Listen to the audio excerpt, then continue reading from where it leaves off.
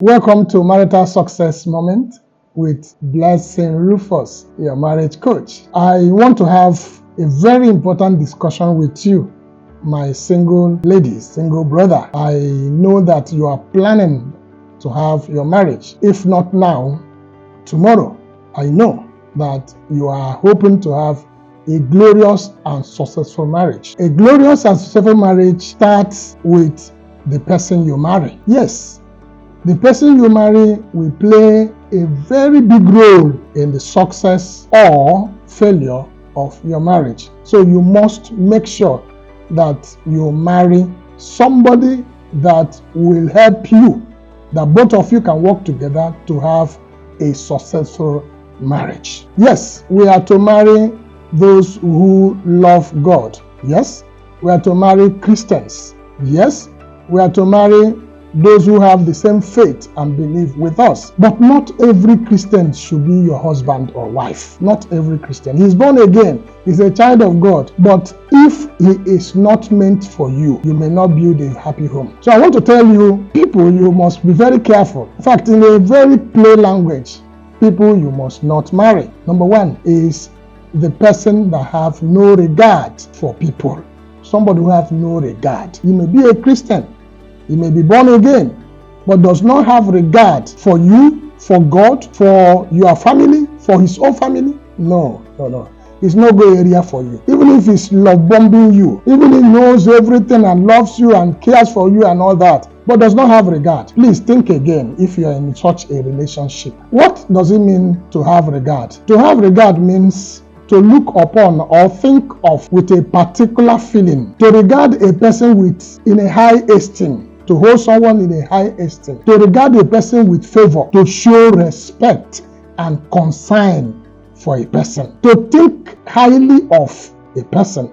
To esteem a person high. To take count or into consideration of the person's feeling. Yes, somebody who does not have regard, it means that person is despising the other person. That's the meaning. And I know you will not like to marry somebody who will despise you, or despise your family, or despise your friends. Okay? So let me tell you, you should not marry somebody who does not have regard for God. There are people who claim to be Christians, they claim to be born again, but they don't have regard for God. Psalm 1 verse 1. He said, "Blessed are they who does not walk in the counsel of the ungodly, or sit with them, or walk with them, or talk with ungodly people." Somebody can claim to be godly, but is ungodly. Somebody who makes jest of God. Somebody who is not committed to things of God. Somebody who will claim to be a Christian and then come around to marry you. After marrying you, he will never go back, or she will never go back to church again. I have people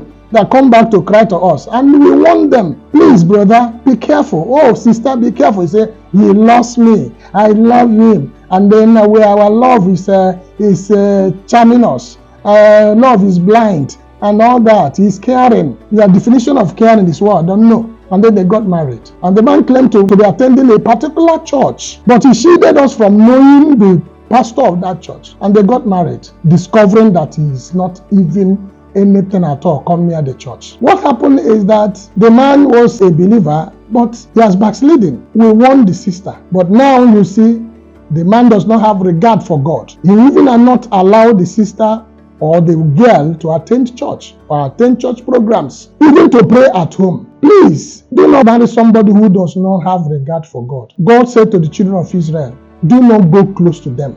Don't have anything to do with them. Don't have any intermarriage with them. And 2 Corinthians chapter 6 from verse 14, it said, what connection does darkness and light have? You know, what people profess to be or what they say they are may not be what they are. Please check well. Check well. Then number 2 is, you should not marry somebody who does not have regard for you. Somebody, a man or a woman that does not have regard for you should not be your husband or wife. Let me show you signs that you are intending spouse or your friend or the person you are planning to marry does not have regard for you. Number 1 is that he or she does not give you freedom. Anytime he comes around, it's like you are in a bondage. Whenever you see him or her, your heart will cut, will enter your stomach. You'll be afraid. You don't know what you will do now. and he will shout. He does not have regard for you. He or she does not defend you in the public. Instead, he will accuse you and blame you. He does not have regard. He can use words, derogatory words against you. He can call you names before people. And some of them can even threaten to beat you. When people ask me, what about the man that is beating the wife, or the wife that is beating the man? I say it didn't start that day.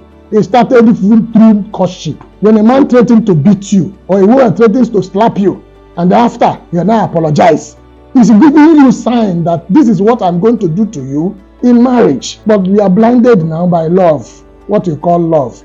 You are blinded by gift. So your sense of reason is no more there. And then you say, don't worry, he will change after our wedding.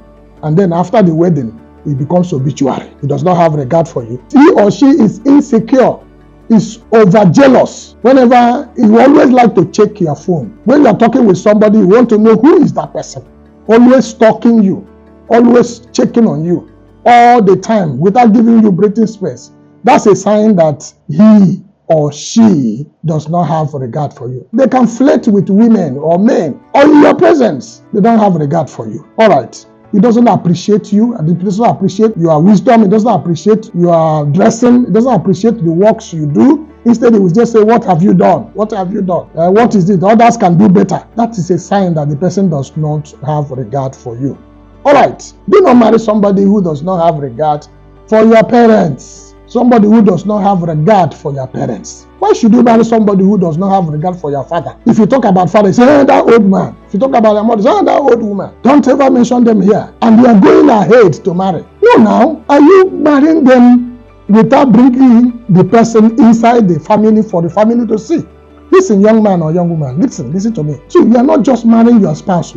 I tell you the truth, you are also marrying the family. You're also coming into that family to relate with them. So if you start from now, living with somebody who disregards your family, what happens if you now get into marriage? He will not allow you to go, or she will not allow you to visit your family. He will not allow your family to visit you. So never marry anyone who does not have regard for your parents. Do not marry somebody who does not have regard for opposite sex. He does not have regard for opposite sex. What I mean is that he does not have regard for men. He does not have regard for women. I've had people say women are just useless. So young people, so there are no more good wives again. There are no more good wives. Everybody, all they want is money. They generalize issues. What they want is money. Just give a woman money and then she will do anything for you. All the woman needs is money. No, sir. No, ma. All women need is not money. Women need care. Women need genuine love. Women need protection. Yes, not money. Oh, if you want to sleep with your wife, give her money. If you want to touch the breast of your wife, give her money. Because what do they need? Money. Somebody said, what does a woman need? He said money. He said, what are the second thing a woman needs? He said money. What is the third thing a woman needs? He said money. So then they are just useless. Just give them money. And that's all. It is not true. It is not. Maybe that's your experience. And you can't use your experience to generalize. So never marry somebody who does not have regard for women. And don't marry somebody who does not have regard for men. Oh, all men are cheats. All men cheat. All men are not trustworthy. All men are wicked. All men. But the person you are moving with, is he not a man? That person you want to marry, is he not a man? But other men, they are wonderful, they are bad, they are useless. And then this man, you will also get to a point where you say, you are useless. Do not marry somebody who does not have regard for the opposite sex. Do not marry somebody who does not have regard for his or her parents. Don't marry somebody who does not have regard for his or her parents. I've seen people that say, my old people, I beg, don't mind them. Those old people get back to you. Without those old people, you will not be alive. I've seen some young people who beat their parents. I've seen some young people who don't have concern or who don't care for their parents. And then you see such a thing and you still go ahead trying to marry that person. It is wrong. Don't marry somebody who does not have regard for his parents, because he will turn out again to be against you. Marry somebody who has regard for his parents, somebody who cares for his parents, somebody who is ready to help his family. If you are moving with somebody, young lady, and he has not mentioned his parents to you, ask him, what are your parents? Where are your parents? How are they doing? He said, don't mind them. No, tell them that no, I won't marry you if you don't have regard for your parents. I know you want to marry somebody who loves his parents and his parents love him. He will also love you. The parents will also love you because you are coming into a family where everybody will have to join hands together to make the marriage work. All right? Remember, don't marry somebody who does not regard God, somebody who does not regard you, somebody who does not regard your parents, somebody who does not regard his own parents, somebody who does not regard the opposite sex. Please, it doesn't matter whether the person is a Christian or not Christian. It doesn't matter whether the person has money or not. But marry somebody who fears God, somebody who loves you and cares for you, and somebody who has regard for you, somebody who has regard for his parents, somebody who has regard for God and has regard for other people. As you do that, God will bless you in Jesus' name. Until I come your way again, my name is Blessing Rufus, your marriage coach. Your marriage must succeed and your family must prosper.